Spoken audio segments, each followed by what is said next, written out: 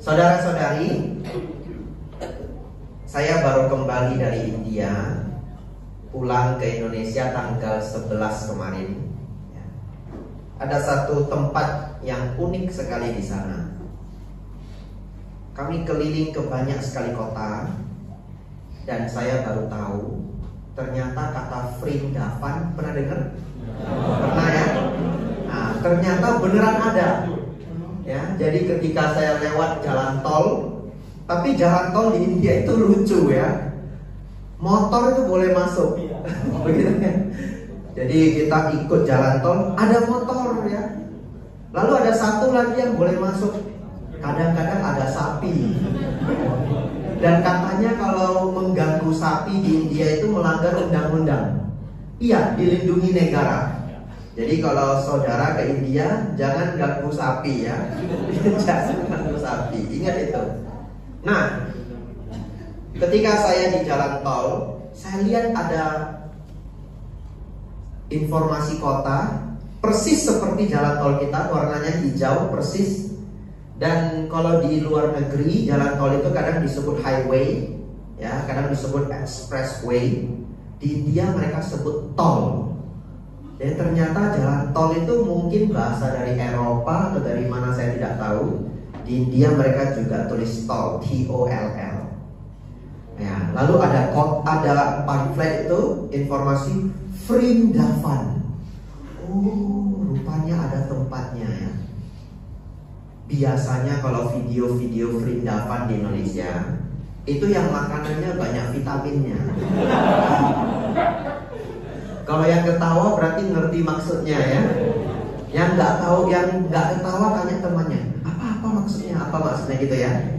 Dan itu beneran terjadi. 10 hari kami tur, ada yang uji nyali. Coba makan gorengan di India. Itu sudah uji nyali itu ya.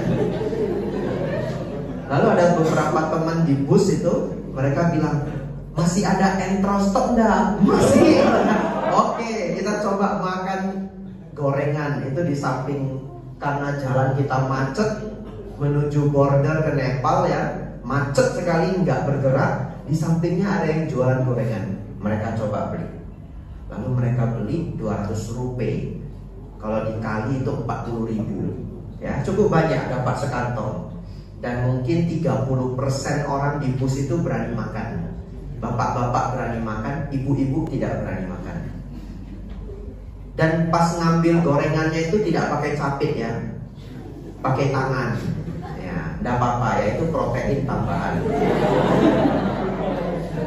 Terus hitung uang pakai tangan yang sama ya. Nanti ambil lagi gorengan. Untung ada satu jenis gorengan, tidak tahu apa jenisnya, tidak tahu. Karena saya tidak ikut makan, sudah sore.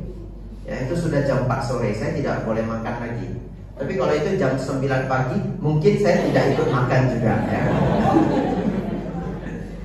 Setelah habis gorengannya, mereka baru sadar ada satu jenis gorengan yang lucu banget. Mungkin kalau di Indonesia namanya gorengan geprek. Nggak tahu kenapa, nggak tahu. Itu gorengan sudah jadi, digeprek pakai tangan. Beneran, gepreknya cepat sekali supaya jadi penyet. Dan tangannya yang tangan yang tadi itu ya, digeprek satu-satu. Baik. Ketika perjalanan di sana, kami masuk ke satu museum. Museum ini sangat unik. Ini adalah museum dari Biksu Xianzang yang datang asli dari Tiongkok. Pertanyaan saya, bagaimana bisa ada orang Tiongkok tapi museumnya dibangun di India? Mungkin saudara-saudari yang umurnya di bawah 20 mungkin tidak pernah nonton serial ini ya, tapi kalau umurnya di atas 25 pasti tahu serial ini. Dulu di Indonesia itu ada serial namanya Kerasakti. Ada yang nonton di sini? Nonton ya? Ya, karena sekarang sudah zaman YouTube ya. Kalau dulu kita masih zaman TV, itu kita dipaksa nonton apa yang ada, betul ya? Nah, sedangkan zaman sekarang Anda tidak dipaksa nonton apa yang ada, tapi Anda nonton apa yang Anda suka, betul ya? Tapi ada kelemahannya. Kelemahannya ini saya perhatikan, orang dulu pada zaman TV pengetahuannya lebih general, lebih luas. Kenapa? Dipaksa. Kalau sudah jam itu adanya berita, ya kami anak-anak juga nonton berita. Kalau pada jam itu, kalau saya tidak sekolah pagi-pagi, ini sambil curhat ya, kadang-kadang pagi tidak sekolah mengharapkan kartun itu nggak ada. Kartun cuma hari Minggu atau hari biasa itu sore di atas jam 4. Jadi kalau misalkan pagi tidak ke sekolah, walaupun saya masih SD ataupun SMP, saya buka pagi-pagi nontonnya apa? Silet. Tahu silet? Wah, luar biasa ya. Masih ada nggak sekarang? Masih ya? Ya, ada silet kalau dulu ya. Itu gosip selebriti, setajam silet. Kalau sekarang lambe turah ya. Saya tidak nonton, jangan khawatir ya. Pasti nonton lambe turah Anda ya. Nah, tapi pengetahuan jadi general. Baik, ada satu hikmah yang ingin saya angkat pada sore hari ini mengenai kisah Kerasakti. Sebenarnya kisah Kerasakti itu fiksi. Saya ulangi, fiksi, tidak real. Itu masuk sebagai salah satu dari 3 novel terbaik sepanjang sejarah Tiongkok. Ya. Yang pertama adalah Three Kingdoms, Sangkok. Yang kedua adalah Journey to the West, Tong Samcong, Kerasakti. Yang ketiga tidak ada di episode saya. Yang ketiga tidak ada di episode saya, Sampai Entai, Kisah Cinta. Ya. Yang ketiga saya juga tidak pernah nonton, tidak pernah baca ya. Nah, tetapi kisah Kerasakti ini sebenarnya benar-benar terinspirasi dari kisah nyata. Ya, seorang biksu jalan kaki dari Tiongkok ke India demi mengambil kitab suci. Pada saat itu agama Buddha sudah datang ke Tiongkok, tapi kitab suci belum ada. Jadi akhirnya satu biku namanya Xian Chang, dia berpikir mau jalan ke India, jalan kaki, beneran jalan kaki. Dan perjalanan itu berhasil. Dia jalan dari Tiongkok ke India totalnya 4 tahun. Dan di dalam perjalanan itu banyak sekali halangan. Mereka diganggu perampok, mereka diganggu oleh pencuri, bandit, bencana. Ketika mereka lewat di gunung es itu longsor. Nah, kenapa saya pakai kata mereka? Karena biksu ini ditemani beberapa prajurit kerajaan. Tetapi sepanjang perjalanan banyak yang mati, banyak yang meninggal. Dan yang paling banyak itu ketika melewati siluman laba-laba. Nah, ini mungkin tidak semua. Ini nonton serialnya sampai habis enggak? Sampai habis, berarti diputar ulang ya. Ya, mungkin sering diputar ulang ya. Ada movie-nya juga. Ya, siluman laba-laba itu hanya perlambangan. Pada saat itu mereka lewat daerah prostitusi. Ya, bahasa kasarnya desa pelacuran. Ya, prostitusi artinya pelacuran. Ketika mereka masuk ke desa prostitusi, prajurit yang sudah jalan kaki setahun, mungkin sudah 2 tahun, sudah tidak tahan, mereka resign. Ya, mereka tinggal saja di desa itu karena digoda oleh para wanita membangun rumah tangga di sana. Tapi akhirnya biksu ini tiba di Tiongkok dengan selamat. Nah, perjalanan 4 tahun, tinggal di India 9 tahun untuk belajar bahasa Hindi dan juga bahasa Sanskerta. Ya, bahasa Sanskerta itu mirip dengan bahasa Pali. Lalu kemudian pulang lagi, perjalanan 4 tahun, total 17 tahun. Dan perjalanan 17 tahun itu menjadi legenda sampai hari ini. Kenapa saya cerita kisah ini? Selain daripada ingin saudara-saudari semua kalau ingin berkarya, tidak lupa harus punya semangat juang dan kesabaran. Ya, kalau Anda ingin berkarya, semua melalui semangat juang dan kesabaran. Semangat juang dan kesabaran. Sebelum saya lanjut ke topik lain, ya, hari ini saya catat beberapa topik penting semua. Kenapa Bante di serialnya itu ada Keras Sakti, ada Babi Sakti, betul ya? Adipatkai namanya ya, atau Cupatkai ya. Ada Saceng ya. Kenapa? Sebenarnya itu hanya perlambangan. Keras Sakti itu adalah lambang dari kemarahan, dosa. Ya, Cupatkai itu lambang dari lomba, keserakahan. Memang dia paling serakah ya. Dia paling serakah. Bahkan dia pernah berkhianat pada anggotanya. Jadi berhati-hatilah pada orang serakah itu bisa berkhianat. Ini dari novelnya ya, dari novelnya. Lalu yang ketiga, Saceng adalah orang bodoh ya. Dia sih baik sebenarnya ya, tetapi bodohnya tidak ketolongan. Tetapi akhirnya Biksu Xianchang berhasil tiba sampai tujuan. Kenapa? Karena ada dua hal. Satu, beliau sendiri sebagai lambang kebijaksanaan dan ditemani kuda putih. Kuda putih itu adalah lambang dari sifat rajin. Oleh karena itu, saudara-saudari, secara spiritual kita perlu mengembangkan diri menjadi lebih baik, lebih baik, lebih baik. Tapi bagaimana lebih baik itu? Sederhananya, saudara-saudari hafal saja. Menjadi lebih baik itu berkurangnya kemarahan. Ya, sifat serakah berkurang. Kalau orang serakahnya berkurang, ngambeknya jarang. Ya. Jadi kalau yang ngambeknya masih sering, nanti dikurangin. Ya. Yang ketiga, kebodohan batin berkurang. Senanglah belajar dhamma supaya Anda jadi lebih bijaksana. Dua hal harus berkembang. Satu sifat rajin, satu adalah semangat. Baik, saya tadi mengatakan bahwa jika ingin berkarya harus punya kesabaran dan daya juang.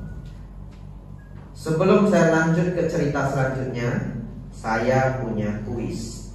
Ya, kuis tidak berhadiah. Nah, saya tidak bawa hadiah ya. Nah, ada apel lah ya, apel ya. Ada apel nanti minta sama Sang Buddha. Konsentrasi ya. Nggak ngantuk toh? Baik. Bayangkan Anda mendapatkan satu koin ajaib. Koin ini kita masukkan ke botol 1,5 liter. Tahu botol 1,5 liter?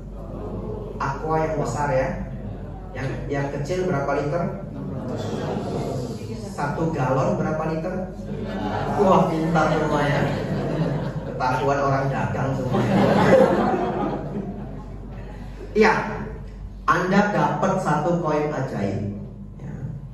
Anggaplah Anda ke Wihara Nandut, ketemu Bante Panyawaro, dikasih koin ajaib.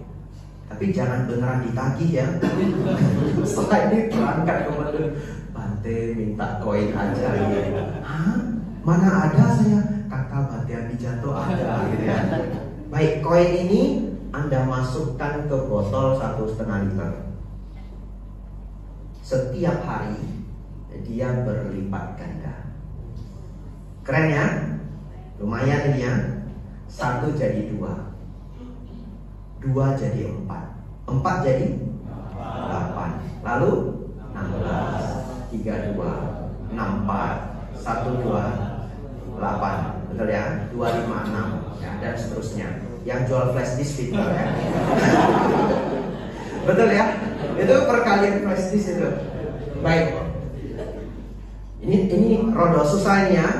Konsennya. Jangan ini. Oke, baik. Konsennya. setelah 30 hari koin itu penuh. Setelah 30 hari koin itu penuh. Hari keberapa koin itu seperempat penuh? Ya, jawaban lain? Konsennya? Ya, satu orang jawab satu jawaban. Saya tampung dulu pelan-pelan ya.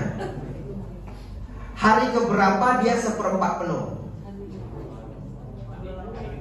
Hari ke-7 boleh. Siapa lagi? Berapa? 25 boleh ya. Ya. Hari keberapa? Seperempat penuh ya.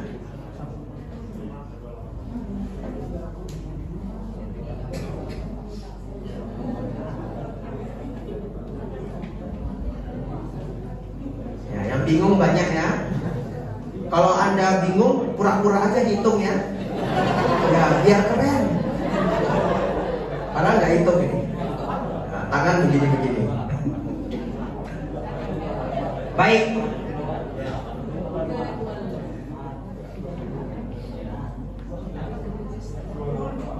Baik, fokus ya. Fokus ya. Saya kasih jawabannya ya.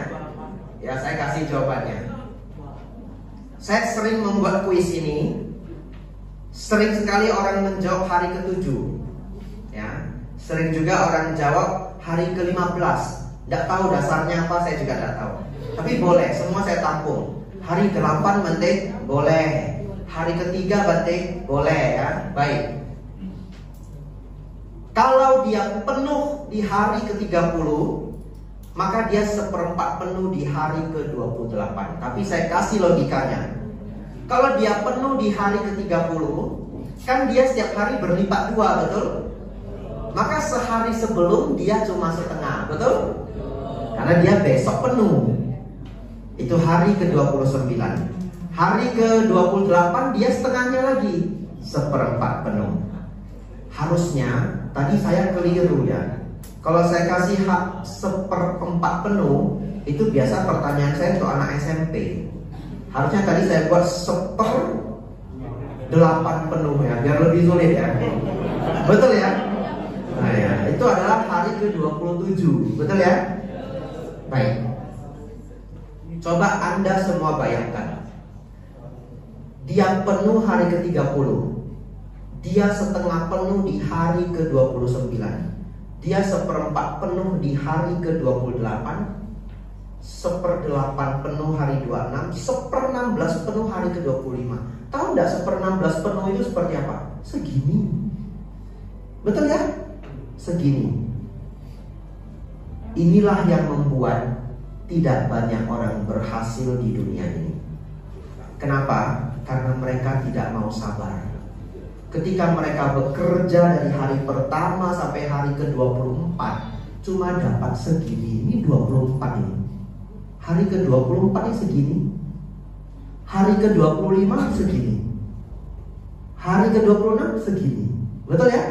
Lalu hari ke-30 penuh. Itu salah satu rahasia alam. Rahasianya adalah kalau Anda bekerja, cintailah prosesnya. Ya, hasil itu akan tiba-tiba besar sekejap yang tidak Anda kira. Iya, sekejap yang tidak Anda kira. Anda sudah bangun karya Anda ini, pemuda berkarya Indonesia Jaya. Mau membuat satu video yang bagus seperti tadi, percintaannya sampai entai ala Bali. Betul ya? Itu 3 tahun. Anda tidak tahu seberapa sulit mengambil take di setiap video itu. Saya pernah diminta untuk mengajar balasuta untuk kegiatan ITC nasional. Waktu itu saya di Thailand. Bante rekam aja. Saya nggak punya alat. Nggak apa-apa, Bante pakai HP aja. Ternyata ngerekam pakai HP sulit. Sulit banget. Lightingnya kurang bagus, audionya kurang bagus. Saya cari audio merek Boya. Betul ya? Nah, anak zaman sekarang kan senangnya bikin kontennya. Tahu nih merek Boya. Saya mulai membuat videonya jam 7 malam. Pelajaran suta 1 jam. Tahu jam berapa videonya selesai? jam 5 pagi. Iya, karena saya nggak mau edit, saya nggak pinter edit. Jadi setiap salah saya ulang dari awal. Iya, saya sudah ceramah 25 menit ya. Ceramahnya sama angin, sama makhluk yang tidak tampak. Salah, saya ulang dari awal. Karena pada saat itu alat saya tidak memadai, saya juga tidak pernah ngedit. Kalau saya mau belajar ngedit ya minimal 3 hari, karena saya nggak pernah nyentuh. Ya cuma tahu softwarenya, Premiere Pro, DaVinci, tapi saya nggak pernah nyentuh. Kalau saya mau nyentuh mungkin saya harus habis 3-4 hari. Nah akhirnya saya manual saja. Tapi tidak menyerah. Saudara-saudari ingat, botol itu penuh hari ke-30. Anda mungkin tidak melihat apa-apa pada 25 hari pertama. Anda juga harus ingat Biksu Xianchang. Ya, demi membawa kitab suci ke Tiongkok, semua prosesnya 17 tahun. Saya akan akhiri dengan beberapa hal yang sangat penting. Khawatir saya ini lewat, ini 20 menit ya. Tapi saya lihat saudara-saudari masih semangat semua. Baik, ini cerita terakhir. Ya, tutup ini, kertasnya tutup ya. Ada satu hal yang kalau saya tidak ceritakan, Anda mungkin tidak ngeh. Ya. Saat ini kita berada di dalam bagian dari keluarga besar Theravada Indonesia. Ya. Itu ada lambang kecil-kecil di sana. Dari STI, Astinda, Magabudi, Wandani, FIB, lalu Patria. Betul ya? Ya, kita ada di dalam wadah namanya Keluarga Besar Theravada Indonesia. Tapi apakah Anda tahu wadah ini semua dibangun oleh anak muda?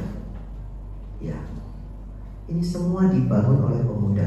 Anda Bante, itu Bante semua sudah tua. Bante aja yang masih muda kelihatan tua, begitu ya? Karena biku itu dituakan. Saya sebenarnya masih umur 31. Tapi kelamaan jadi biku, kadang saya merasa kayak orang tua juga. Ya. Saya bicara mulai melambat. Kalau ngomong ulang-ulang, betul. Ya. Kalau jalan pelan-pelan. Hobinya minum teh, duduk merenung 2 jam. Saya kadang merasa saya kok sudah tua sekali saya. Padahal saya baru 31 ini tahun ini. Kenapa semua ini dibangun oleh pemuda? Karena semua yang membangun ini dulu masih muda. Ya, saya ambil contoh yang paling puncak saja, Bante Panyawaro. Kenal? Kenal ya? Ya, Anda harus kenal ya. Yang nggak kenal anggap aja dulu. Nanti cek Google ya. Bante Panyawaro Mahathera. Beliau adalah pimpinan para biku dari STI Sangga Theravada Indonesia seluruh Indonesia. Tinggalnya di Wihara Mendut. Tapi apakah Anda tahu beliau menjadi samanera itu umur 20-an. Umur kuliah ya, menjadi samanera mungkin umur 21. Saya menjadi biku umur 23. Menjadi samanera. Beliau lebih muda pada saat beliau masih kuliah. Beliau mengambil jurusan psikologi di UGM. Dan orang zaman dulu bisa kuliah di UGM itu luar biasa. Dan katanya bahkan beliau memilih menjadi biku, kuliahnya belum selesai. Iya, beliau sudah memutuskan jadi biku. Akhirnya beliau pergi kuliah pakai jubah.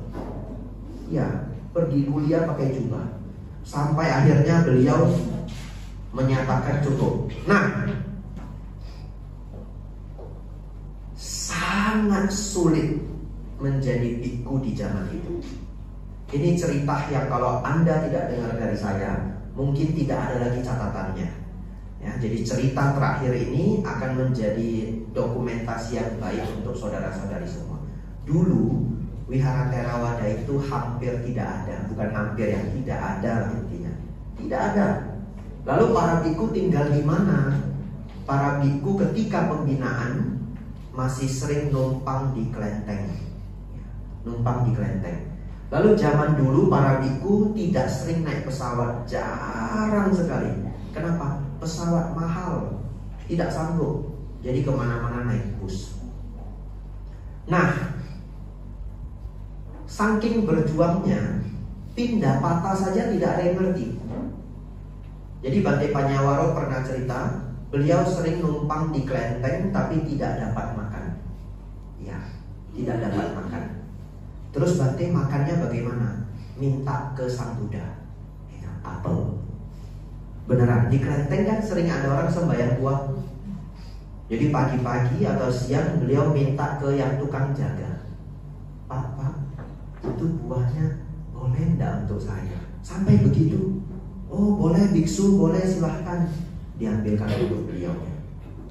Satu ketika beliau jalan dari satu kota ke kota lain. Ya betul, beliau jalan antar kota. Karena pada saat itu umat mungkin tidak paham, yang mengurus beliau itu tidak paham, entah bagaimana ceritanya.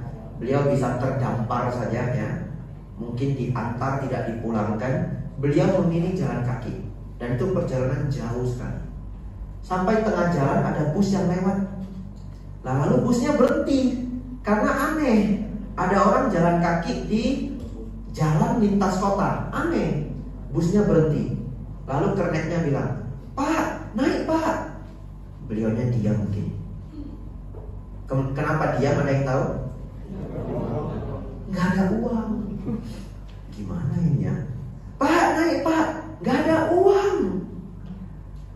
Beliau ingat, beliau dapat pen dari umat segepok. Ada pen segepok. Beliau keluarkan pennya nih. Bayar pakai ini boleh, gitu. Bayarnya pakai pen. Lalu kernetnya baik sekali. Naik aja Pak, nggak usah bayar. Oh ya terima kasih. Beliau naik bus. Satu ketika beliau pernah datang ke desa yang sangat jauh. Saya pun tidak diberitahu nama desanya. Ya, desa yang sangat jauh di Jawa Tengah. Sesampainya di sana, beliau memberikan dhamma desana. Acaranya itu level desa.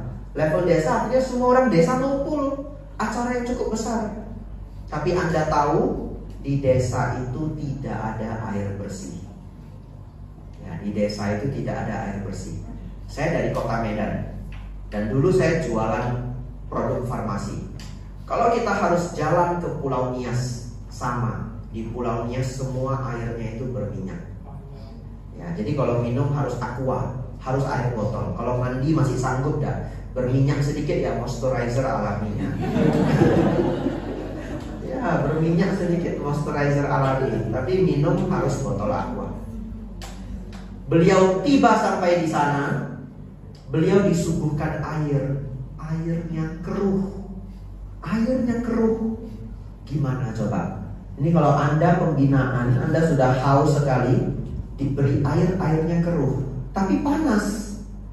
Jadi itu air sebenarnya kotor, tapi direbus supaya kumannya mati, tapi masih keruh.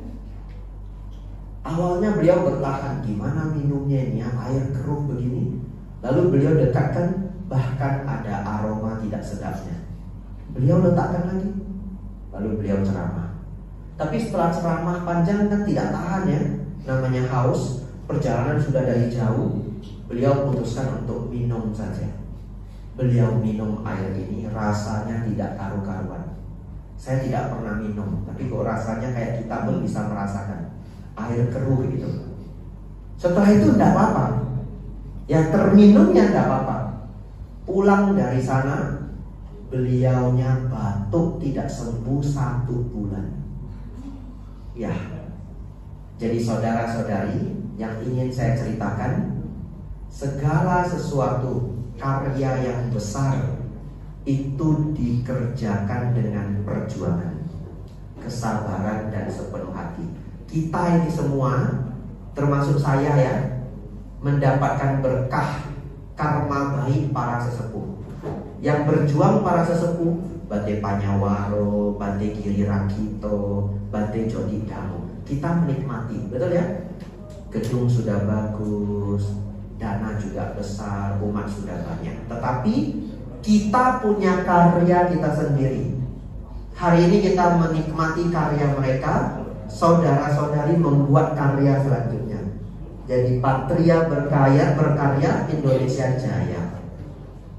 Ini adalah semua anusasana saya. Ya, saya pikir 20 menit sudah lewat ini. Ya. 20 menit sudah lewat, tidak ada tambahan cerita.